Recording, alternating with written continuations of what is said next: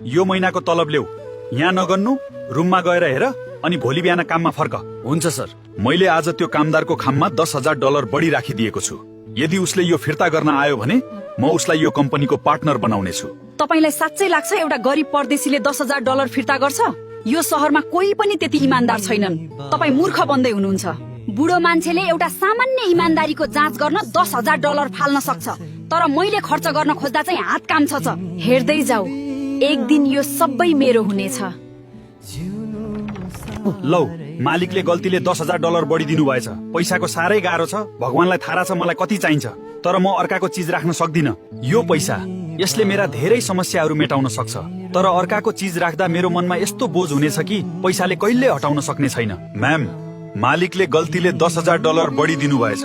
म यो फिर्ता गर्न आएको। मलाई देऊ, म उनलाई दिउँला। त्यो बिचरा आँप साँच्चै फर्किएर पैसा फिर्ता गर्न आयो? म त पत्याउनै सक्दिन। जे होस्, अब यो पैसा मेरो भयो। डल्ली, हिजो राति त्यो कामदार पैसा फिर्ता गर्न आएको थियो? छैन, कोही पनि आएन। मैले भनेको थिएँ नि, आजकल कोही पनि इमानदार छैनन्। आँप, मैले तिमीलाई विश्वास गरेको थिएँ, तर तिमीले $10,000 चोरेर बस्यौ। म हिजो राति हजुरकै घर आएको थिएँ।